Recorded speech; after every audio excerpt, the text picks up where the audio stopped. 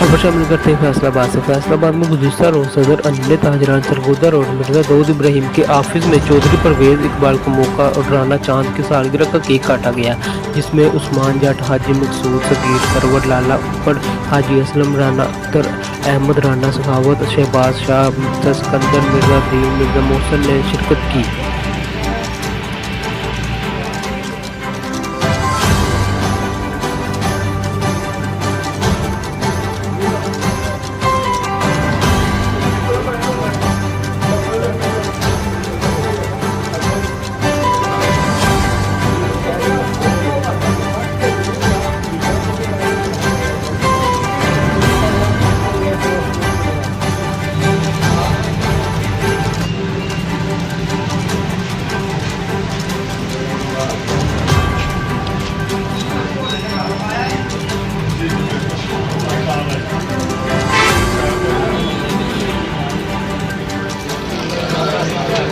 やらなきゃ